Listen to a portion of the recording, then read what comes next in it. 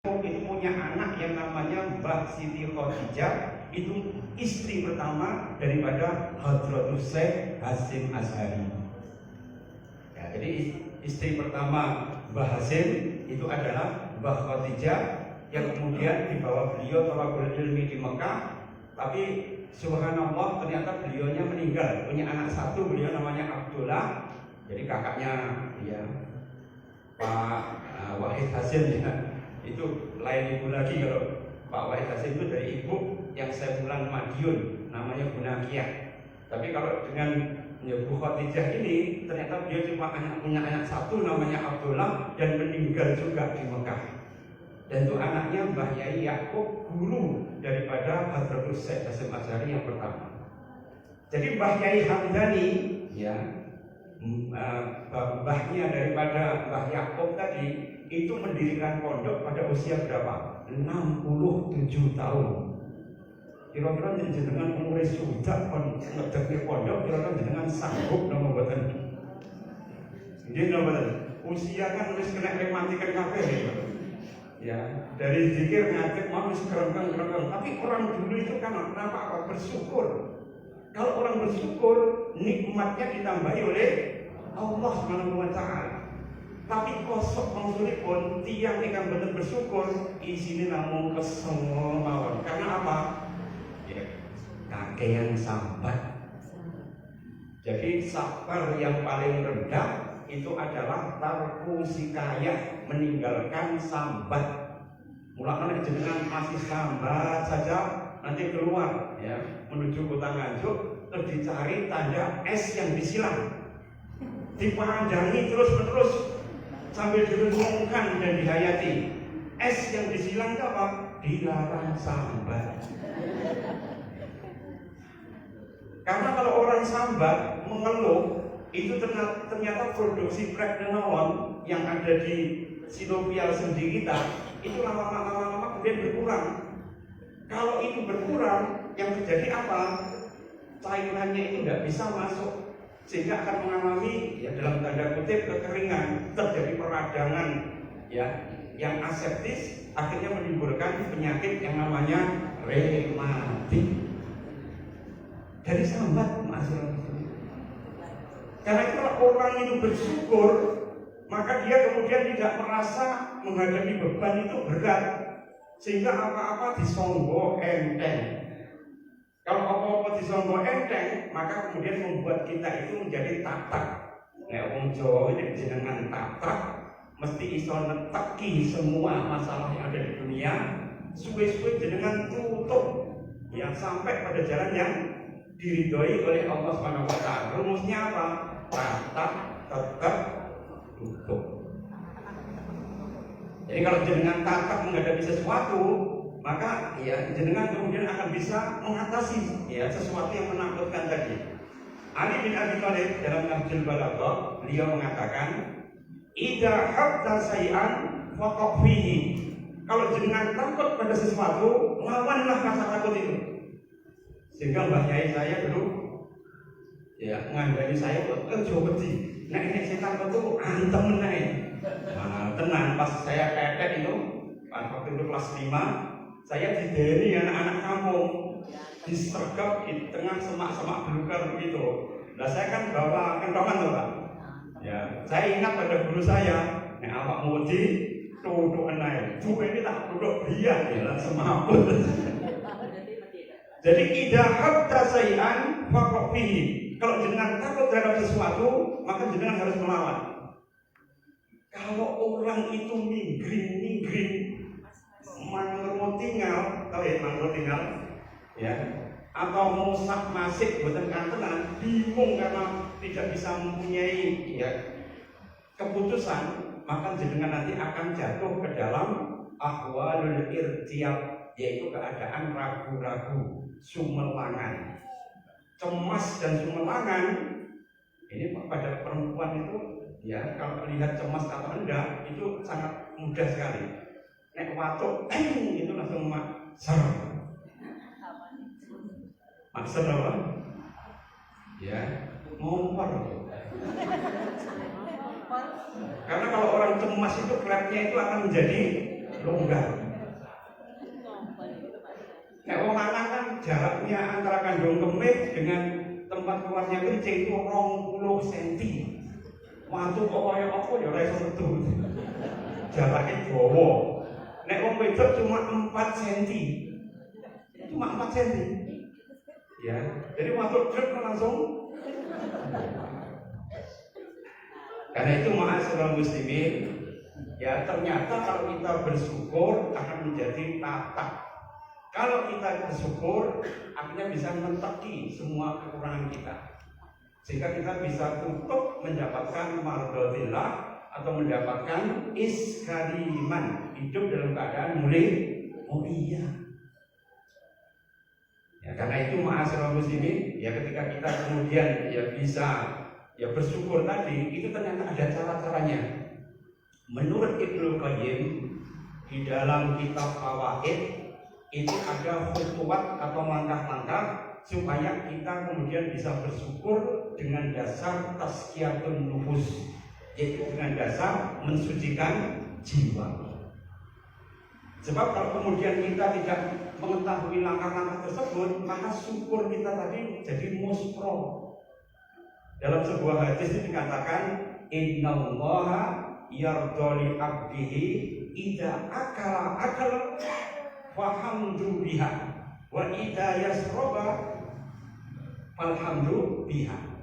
Maka Allah ridho dengan seseorang yang kalau dia itu kemudian makan, setelahnya dia mengucapkan alhamdulillah, dan setelah minum dia memuji Allah dengan alhamdulillah. Bahkan jenengan ketika membaca Al-Fatihah dan ketika jenengan maos alhamdulillahi rabbil alamin, maka Allah itu menjawab. Apa jawaban Allah ketika jenengan mengucapkan alhamdulillah? Hamadani alayya abdi, sungguh hambaku telah memuji aku. Jadi ketika kita memuji Allah, Allah itu juga memuji hambanya. Wa may yashkur fa innama yashkuru li nafsi. Barang siapa bersyukur, syukur itu sebenarnya untuk dirinya sendiri. Jadi kalau jenengan bersyukur pada Allah Subhanahu wa taala, maka jenengan nanti bisa tetap atau tabah menghadapi segala macam persoalan. Karena tidak ada permasalahan itu yang kemudian tidak bisa diselesaikan. Andaikan menemui jalan buntu, kita masih mempunyai pintu yang namanya tawakal. Ini teman-teman. Wa may yatawakkal bahwa hasbuh. Barang siapa yang bertawakal dipenuhi semua, ya, urusannya itu oleh Allah Subhanahu wa taala. Dulu Hadratul Syekh Hasyim Asy'ari itu disuruh saikere, tahu ya saikere? Menghormat kepada dewa matahari. Ya, Amiterasu Omikami. Jadi orang Jepang dulu menyuruh para pejabat, para rakyat, para kiai itu untuk melakukan saikere. Saikere itu adalah dengan menghadap ke timur, kemudian menghormat kepada ya dewa matahari dengan kayak rukuk. Dalam Islam, warka'u ma'arroki itu hanya untuk Allah saja, tidak boleh kepada selain Allah. Dan beliau menolak, sehingga ditangkap oleh pembetai. Kemudian beliau itu disuruh untuk ya saikere tadi, karena tidak mau, beliau tangannya itu dipukul terus sampai beliau itu ya mau menghormat kepada dewa matahari. Tapi beliau tidak pernah ya meringis sedikit pun tidak. Karena apa? Beliau bersyukur bahwa semua aniaya yang diberikan oleh Jepang itu semuanya berbuah dengan pahala. Beliau cuma alhamdulillah, alhamdulillah. Dituntut itu Pak. Dan dengan ucapan alhamdulillah, wong sak Jombang itu tekan yang Surabaya demo. Ya menuntut pembebasan daripada Hadratul Syekh Hasyim Asy'ari dari penjaranya pembetai Jepang. Dan ujung-ujungnya apa? Alhamdulillah, rasa syukur tadi membebaskan beliau dari tawanan Jepang. Bahkan diangkat menjadi ya ketua atau kemudian menjadi presidennya MIAI yang nanti cikal bakalnya ya Partai Masyumi. Jadi ma'asyiral muslimin, kalau kita melihat sejarah, banyak sekali ulama kita yang konsisten, bahkan kemudian bisa tetap mereka itu melanjutkan perjuangan Karena mereka itu menghadapi kesulitan itu dengan alhamdulillah. Tahukah jenengan Jenderal Sudirman ketika agresi kedua, kemudian Belanda ngejeki ya tanah Jawa ini, maka Jenderal Sudirman itu kemudian cancut tali wondo keluar dari rumah sakit karena beliau habis dipotong paru-parunya Pak, karena menderita TBC. Jadi beliau ditandu, diangkat oleh para anak buahnya itu dalam keadaan punya satu paru. Oh jenengan punya dua paru saja, ya enek adan kadang-kadang di bawah abot ya. Jadi betul. Berapa banyak body builder gitu ya, yang dia ngangkat barbel sampai berkilo-kilo, yang angkat besi itu sampai ya 200 kilo dan sebagainya. Tapi nek ada buka motor tok ilangnya. Berapa banyak orang yang bisa naik gunung ya, dari gunung Klotok yang paling ada ya, gunung Klotok sampai gunung ini Wilis ya, atau gunung Liman ya, atau kemudian sampai gunung Semeru itu kok kuat ya, pulang pergi. Tapi untuk jalan di masjid cuma 5 meter tok narkomah itu omangnya. Ini karena apa? Karena tidak bersyukur. Andaikan kita melihat diri kita sendiri, sanurihim ayatina fil afaqi wa fi anfusihim hatta yatabayyana lahum annahul haqq. Sesungguhnya kalau orang itu melihat seluruh alam semesta dan melihat pada diri mereka sendiri, maka mereka akan menemukan Allah Subhanahu wa taala. Coba jenengan dikasih kuping menghadap ke arah depan. Andaikan Gusti Allah itu kemudian tidak perkenan terhadap jenengan, kupingnya dihadapkan ke belakang, jenengan iso budek kabeh. Saya itu di Jawa Timur kan usung sound horror Pak. Gini Pak. Kalau menurut ilmu THT 80 desibel keributan lalu lintas itu kalau kita mendengar terus suwi-suwi budek sampai. Nah ini kalau kemudian sound horror itu sampai berapa? 1000, 2000 desibel. Tapi kenapa jenengan kemudian tidak budek? Karena jenengan diparingi kuping sing enek lengkok-lengkike. Nggih napa ten? Kalau ada lengkok-lengkike ketika kemudian ada suara itu kemudian masuk, itu masih dinetralisir, Pak. Sehingga ketika masuk ke dalam gendang telinga tidak merusak. Bayangkan, Allah Subhanahu wa taala sudah mendesain sehingga kalau manusia hidup ya pada daerah yang suaranya sangat tinggi, mereka masih melindungi manusia. Kalau kita dilindungi oleh Allah, kan harusnya mengucapkan alhamdulillah. Jangan juga diberikan yang namanya pembuluh darah yang ada di hidung. Sehingga kalau ada hawa dingin, udara yang dingin ketika masuk itu tidak merusak paru. Karena kalau suhunya itu dingin masuk ke dalam paru kita, itu bisa merusak paru kita. Supaya kemudian dinetralkan, supaya hangat lagi, maka kemudian ya hidung kita itu mengembang, memerah, mengembang. Kadang-kadang keluar cairan.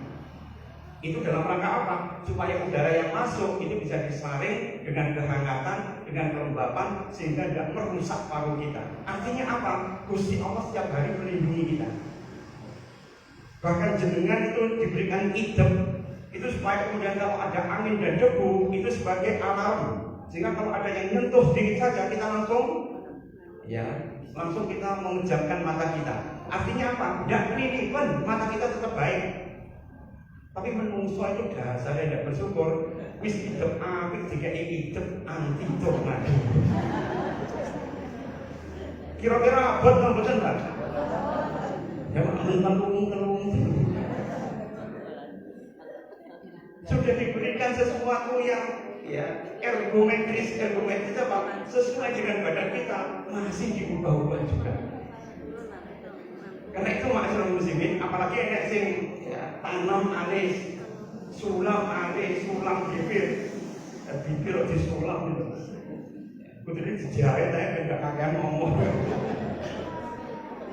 Karena masyarakat muslimin, ternyata nafsu manusia, nafsu lawamah itu nafsu gampang menyesal atau getun, itu ternyata masuknya lewat telinga. Mulanya kadang-kadang kalau orang itu sudah sepuh, bapak-bapak menjadi semakin pendiam, ibu-ibu semakin kenying. Karena itu supaya kemudian bapak-bapak itu tidak gampang mati, maka Gusti Allah itu maringi dumateng bapak-bapak itu apa? Budek. Jadi umur 60, 70 menit celok, bang kilo kopi ini. Ini suara apa tadi? Itu dengan perlindungan itu. Supaya apa? Supaya kemudian kita tidak mendapatkan rasa sakit. Nah, karena antara telinga dengan sistem limbik atau emosi itu nempel. Bayangkan, emosi dengan telinga itu nempel. Begitu kena omongan, jenengan langsung itu ya langsung mumet. Jadi pusing itu bukan karena banyak utang kok, Pak. Tapi pusing itu biasanya dari apa? Dari perkataan. Karena itu nafsu lawamah atau nafsu menyesal itu berasal dari telinga. Jadi kalau kita ya masuk ya telinga kita itu repot. Tapi kalau kemudian nafsu sufiyah yang membangkitkan syahwat itu melalui mata. Tapi kalau kemudian nafsu melalui lisan ini nanti akan menimbulkan sakit hati. Jadi dengan berkata itu kalau kemudian menyakitkan orang lain sakit, jenengan pun juga sakit. Karena itu kenapa Rasulullah mengatakan man kana yu'minu billahi wal yaumil akhir falyakul khairan aw yasmut. Jadi kalau jenengan beriman pada Allah dan hari akhir, berkatalah yang baik. Kalau tidak bisa, lebih baik diam. Mau kembali ya kepada khutbah jumlahnya 10 ya Pak. Ya ada 10 niat supaya kemudian kita bisa bersyukur secara benar. Kita ambil dari kitab Fawaid dari Ibnu Qayyim Al-Jauzi. Yang pertama ya usul syukur yaitu adalah pokok daripada syukur, yaitu yang pertama adalah tauhid. Tauhid itu apa? Ifradullah bil ibadah, yaitu adalah mentauhidkan, mengisahkan Allah dalam setiap peribadatan kita. Sebab kalau orang itu kemudian menyembah Allah tapi masih kemudian ya dia percaya nyoni dari sabuk sosro, nogo sosro, sabuk plastik ya. Maka kalau dia masih percaya ya kepada pusoko, besi aji, nirah delima dan sebagainya, itu bisa mendatangkan manfaat dan madharat, maka ini jatuh ke dalam kesyirikan. Karena inna syirka la dzulmun azim. Karena kesyirikan itu adalah kezaliman yang paling besar. Jenengan tahu hadiahnya Kanjeng Nabi ketika Isra Mi'raj. Ini kan bulan Rajab ya Pak ya. Banyak dai yang mengulas tentang ya, hikmah daripada Isra Mi'raj. Yang dibahas cuma sama tok, betul. Tapi tahukah jenengan ketika Rasulullah diangkat di Baitul Ma'mur, ketemu dengan Nabi Ibrahim, kemudian masuk ke Sidratul Muntaha, berhadapan dengan Allah, apa hadiah Allah Subhanahu wa taala? Yang pertama perintah sholat. Yang kedua yaitu adalah surah terakhir, 2 surat terakhir daripada surat Al-Baqarah. Kira-kira jenengan apa ya? Kayak pas tahlilan itu kan biasanya ya digunakan kan? Amana Rasulu lima unzila ilaihi mir rabbihi wal mu'minun. Itu ada. Kalau di Maksurat juga ada. Ini semua ya diturunkan oleh Allah itu ketika kemudian Isra Mi'raj. Yang ketiga apa? Yang ketiga itu yang penting sekali malah, yaitu janji Allah tidak akan memasukkan orang mukmin atau orang muslim ke dalam neraka senyampan mereka masih tidak menyekutukan Allah SWT. Ini hadiah ketiga. Selama mereka mentauhidkan Allah, maka mereka itu akan diampuni oleh Allah SWT dan akan dikeluarkan dari neraka. Dalam hadis tentang neraka itu dikatakan kharajat minan nar, dikeluarkan dari api neraka. Mengqala fi qalbihi, barang siapa yang di dalam hatinya itu masih bisa berkata, yaitu kalimat la ilaha illallah. Jadi kalau ada zaratin minal kibr, zaratin ya minal iman, ada satu sebiji zarah saja keimanan, maka orang tadi itu masih diampuni oleh Allah Subhanahu wa taala. Karena itu syukur yang pertama harus dilandasi dengan tauhid. Tidak boleh dilandasi dengan apapun juga. Karena dengan tauhid, Pak, insya Allah orang itu akan menjadi manusia yang ikhlas. Tapi kadang-kadang kita itu kalau digenggosi, diintai itu langsung ya istilahnya harga diri kita itu ngepreh. Karena itu jenengan harus ingat kepada kata-kata Fudail bin Iyad, seorang tabi'in. Apa kata beliau dalam asar itu? Beliau berkata, tarkul amal li ajalin nas riyaun. Meninggalkan amal krono menungso itu namanya riya.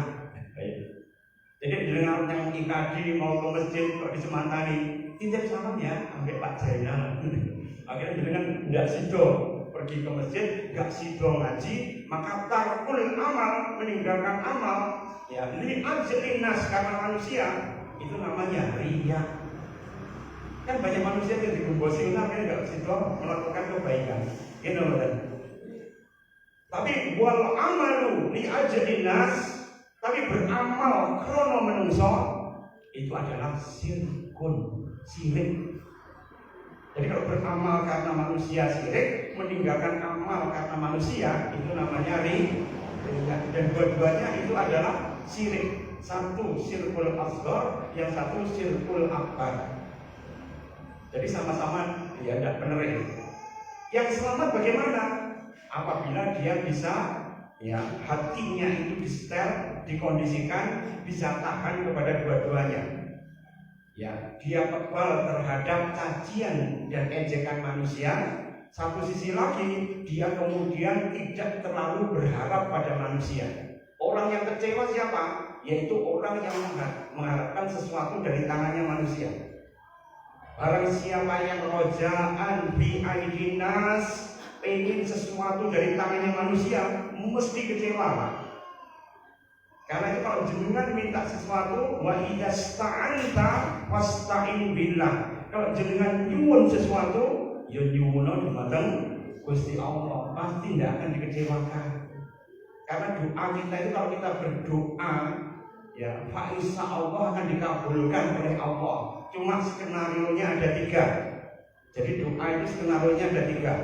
Yang pertama, yaitu kalau kita berdoa, kalau memang itu Allah melihat sesuatu yang baik kepada kita, mustajabatun anhu, maka doa itu kemudian akan dikabulkan oleh Allah Subhanahu wa taala. Tapi kalau kemudian ternyata kalau dikabulkan menimbulkan banyak fitnah, banyak cobaan dan sebagainya, maka disimpan oleh Allah sampai hari kiamat. Didudah oleh Gusti Allah untuk menyelamatkan kita ya dari kebenisan, kekejaman, ya dan tekanan yang luar biasa pada hari kiamat. Kemudian yang ketiga, dirubah oleh Allah Subhanahu wa taala menjadi tolak bala. Ya, tolak bala itu akan menghindarkan seseorang dari bencana. Jangan tahu kebakaran di Los Angeles kemarin tadi. Angin ya Santa Ana atau disebut sebagai angin setan itu kecepatannya 130 sampai 150 km per jam. Ya, kayak kita naik mobil di tol itu kan segitu ya. Itu anginnya kecepatannya seperti itu. Kalau kemudian pemadam kebakaran itu memberikan air, bukannya mati, malah berkobar lebih dahsyat lagi. Karena apa? Air kan mengandung oksigen, Pak. Begitu kemudian masuk ya ke dalam air atau ke dalam api, airnya itu menguap, oksigennya masuk, kayak nyebul banyak. Karena saking kerasnya angin Santa Ana tadi, sehingga kemudian kesulitan damkar itu untuk ya memadamkan kebakaran. Setelah habis baru kemudian ya apinya hilang, ya baru kemudian mereka itu bisa masuk. Bayangkan, sangat dahsyat kebakaran yang ada di California. Itu yang selamat dari rumah itu cuma 3, Pak. Satu Masjid Al-Ikhlas itu semuanya hancur, bahkan toko kayu yang di belakangnya itu yang banyak mengandung cat, tinur, macam-macam itu ya, itu membakar dengan cepat, masjidnya tidak terbakar sama sekali. Yang kedua, itu adalah rumahnya John Cena, pemeran film The Mariner, yang dia bermain sebagai orang Buddha itu Pak ya. itu badannya yang kekar itu John Cena, itu kemudian juga selamat karena apa? Baru mu'alaf, dan dia getol membela Palestina. Ketika dia getol membela Palestina, Umay selamat Pak, semua tetangganya habis semua. Dan kemudian pasangan profesor yaitu Pak David dengan Bu Imam, ini profesor yang juga mu'alaf, dan beliau ketika kebakaran besar itu beliau cuma diam saja dengan istrinya kan cukup air dan betul ya menyelamatkan diri, tidak usah ya, dia diberikan ketenangan oleh Allah Subhanahu wa taala sehingga kemudian ngereh bojone sudahlah, boleh mati ya mati, tapi Gusti Allah pasti melindungi kita. Kita bersyukur saja pada Allah Subhanahu wa taala. Karena lihatlah semua terbakar, rumah kita masih utuh sampai sekarang. Akhirnya beliau itu ngenteni kebakaran itu dalam rumah dan rumahnya tidak terbakar. Karena mengucapkan alhamdulillah. Jadi pujian pada Allah Subhanahu wa taala itu akan membuat orang tresno pada Allah Subhanahu pada hambanya, ridho kepada hambanya, maka dengan keridhaan itu maka kita akan masuk ke dalam makomnya para wali. Jadi makomnya para wali, inna awliya Allah la khaufun alaihim wa la hum yahzanun ulaika humul muttaqun. Orang-orang yang disebut wali ya oleh manusia itu adalah orang yang tidak khawatir dan tidak takut ya kehidupan di dunia sampai kehidupan di akhirat. Wa ulaika humul muttaqun. Mereka orang-orang yang muttaqin. Cuma jadi wali itu abot Pak. Jangan cukup wali murid kamu. Kenapa? Wali Allah itu sangat berat sekali.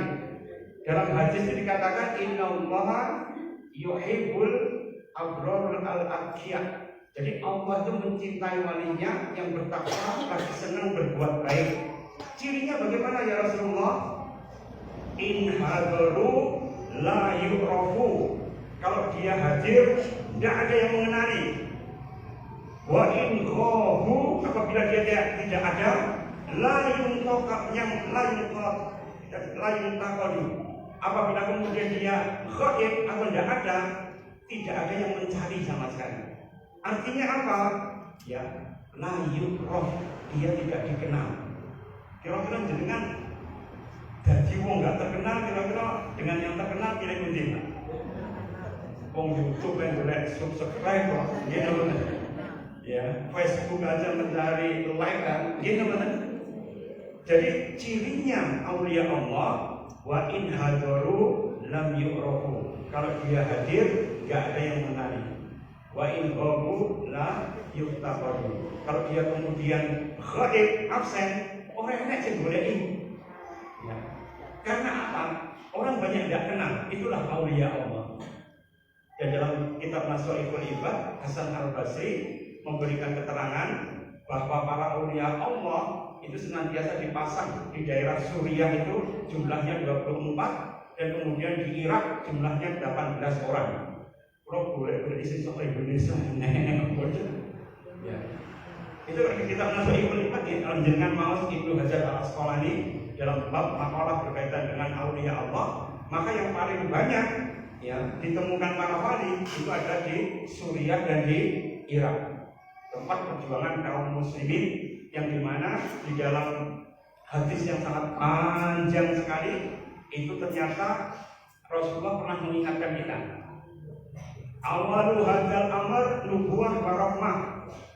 Urusan yang paling awal itu adalah nubuwah zaman Kanjeng Nabi dan para sahabatnya dan rahmah, penuh kasih sayang.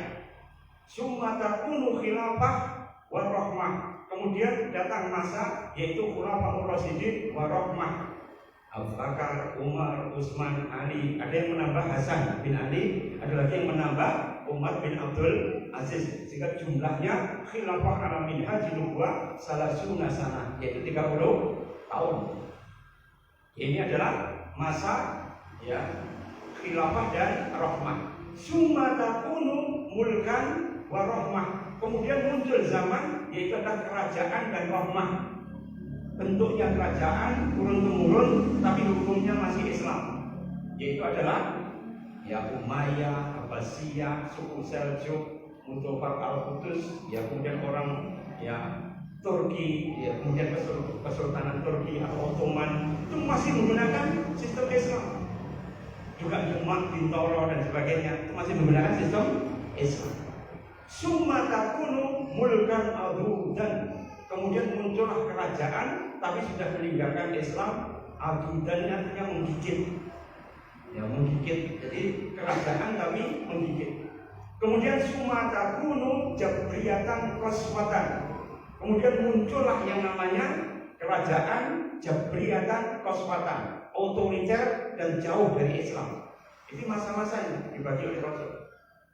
Summa takunu al-jihad fisabilillah fahiya ribat. Maka yang kemudian berikutnya adalah masa-masa di mana kaum muslimin itu ribat mempertahankan negaranya masing-masing.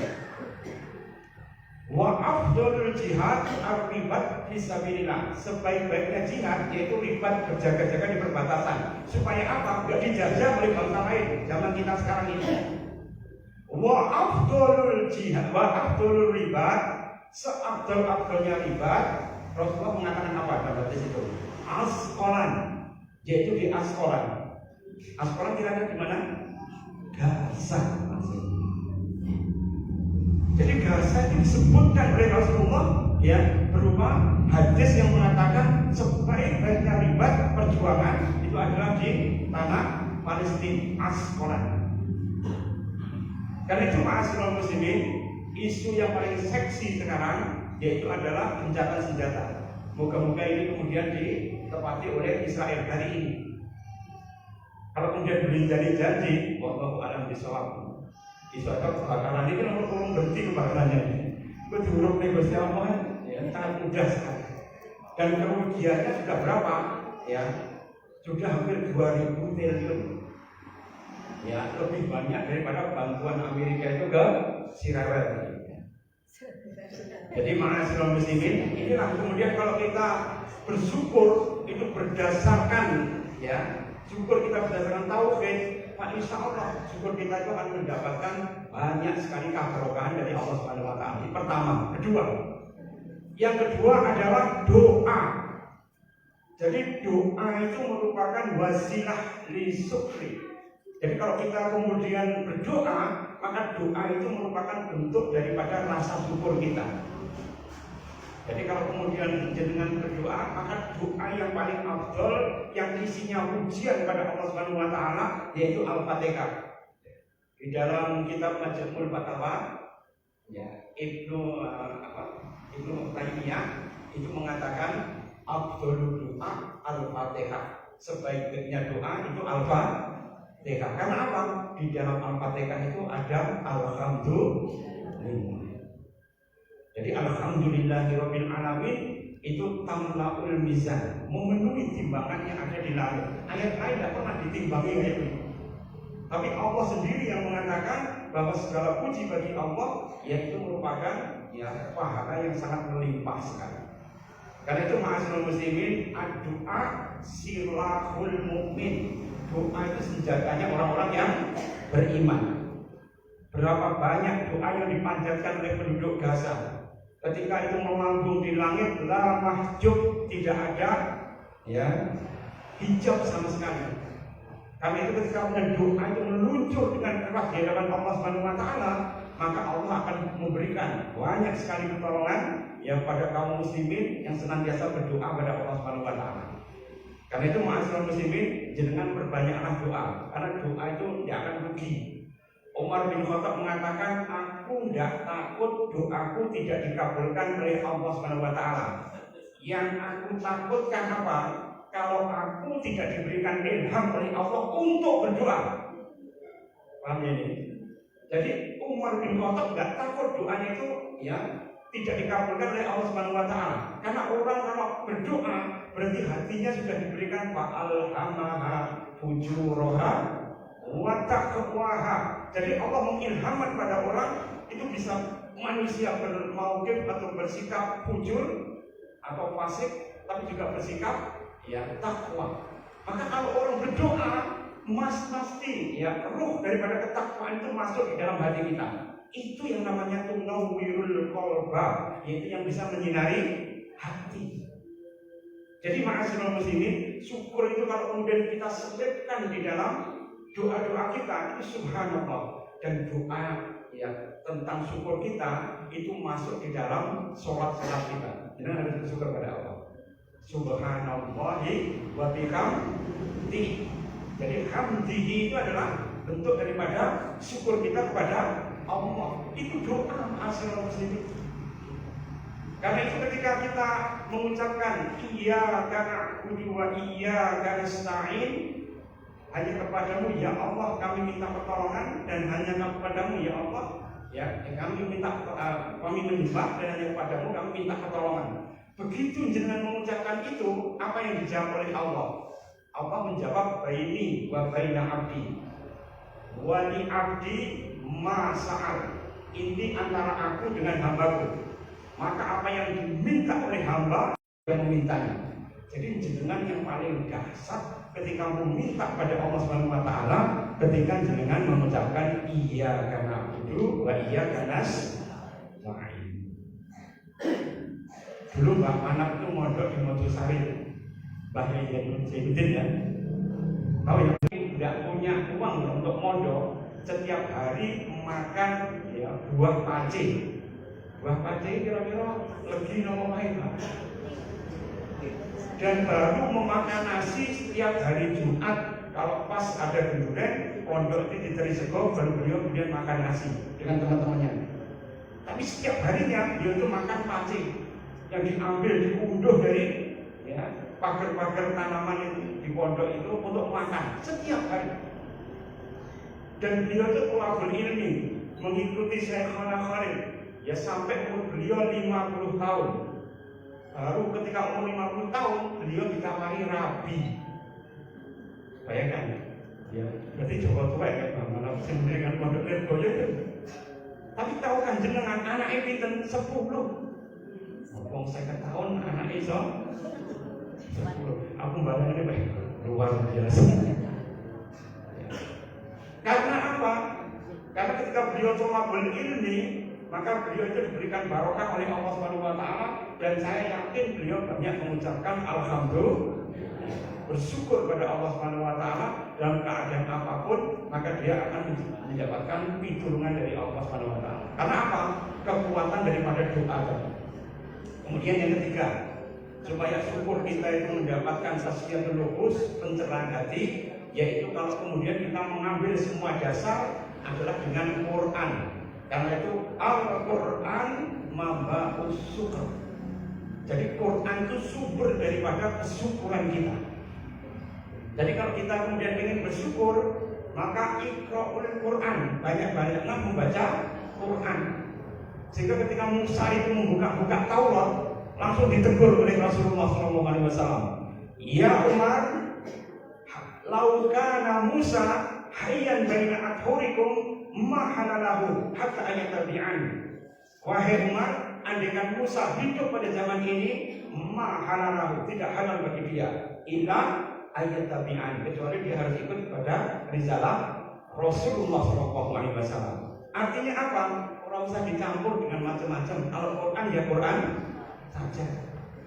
Sehingga dengan belajar Quran tadi, maka Quran akan menjadi al-amru al-yaumiyah, yaitu adalah ya al-amru al-yaumiyah, ada perintah harian.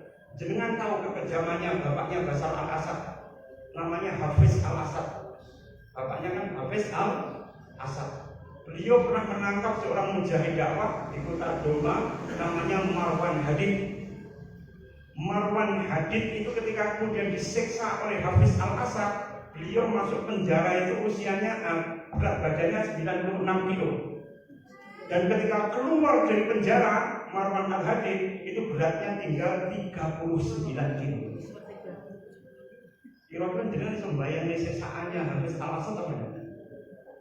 Ya, kekejamannya sangat luar biasa. Bahkan trik untuk kemudian menyiksanya itu hampir semuanya sama.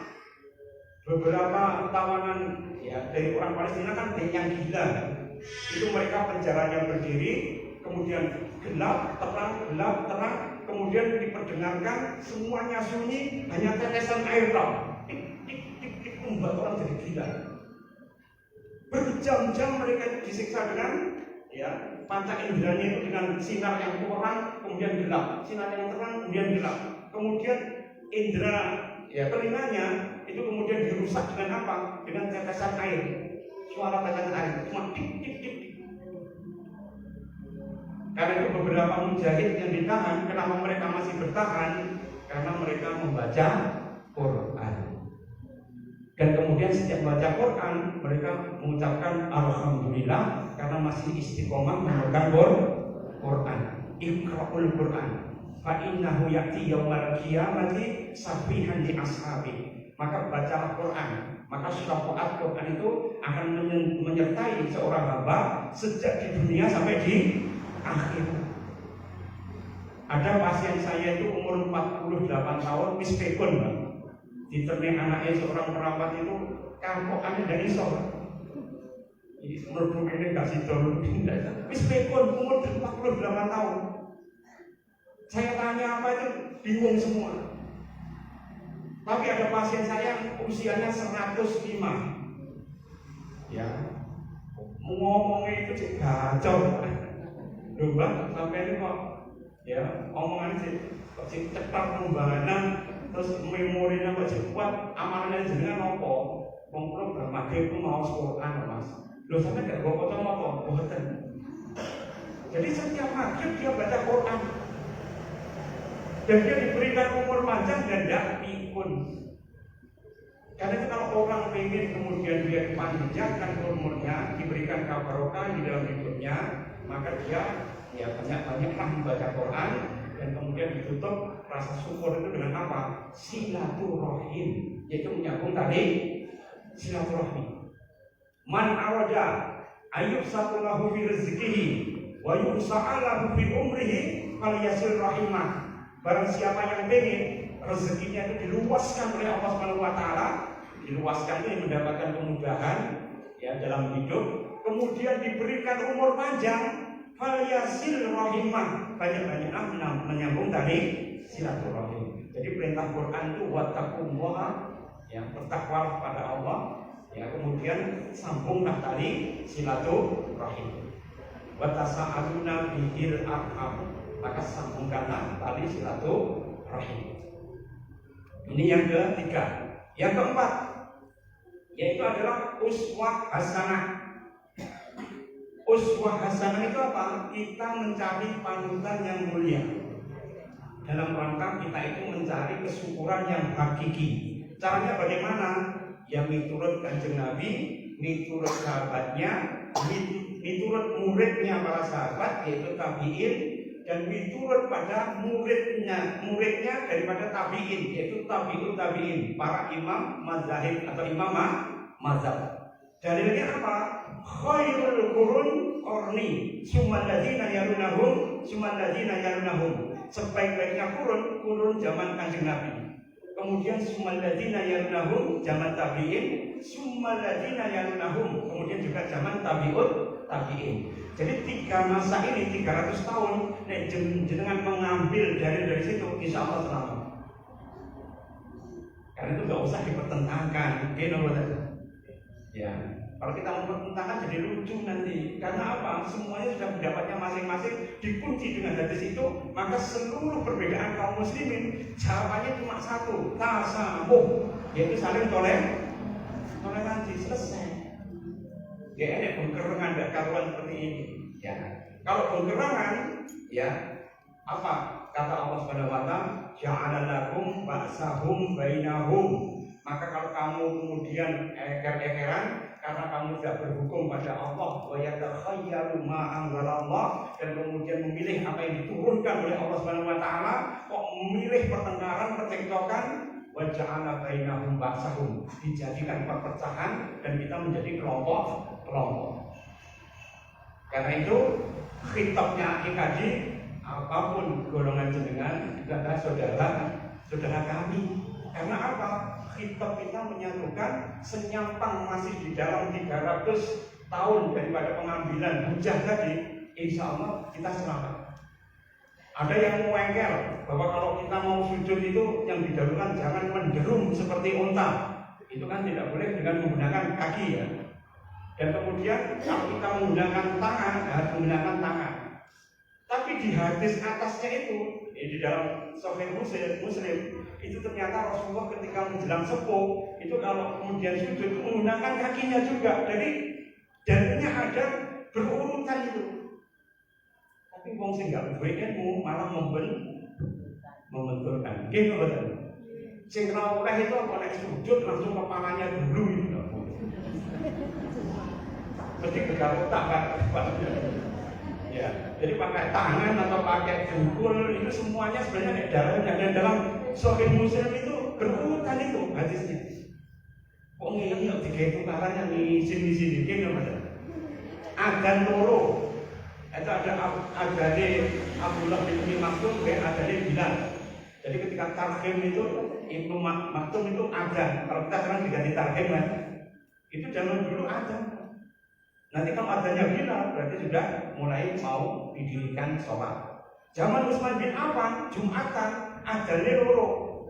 Adzan pertama jam 09.00 yang pasar. Kira-kira jenengan sekarang berani tidak adzan yang pasar jam 09.00?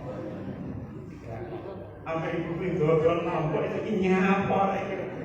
Jadinya kalau nanti kayak jajan rugi kan.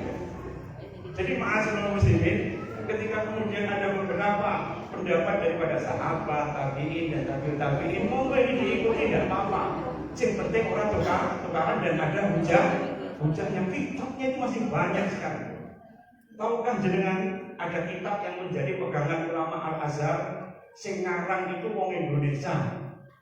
Namanya Syekh Ihsan Jampes. Kira-kira main berdiri loh. Jampes Kediri kan? Itu ada ulama yang sekali berinternasional. Namanya Mbah Ihsan Jampes. Kitabnya Sirajut Thalibin, sarah daripada Minhajul Abidin karangan Al-Ghazali. Jadi seluruh ulama Azhari itu kalau pengen mempelajari Minhajul Abidin, kitabnya sufi daripada Ihya Ulumuddin dari Imam Al-Ghazali, itu harus mempelajari dari buku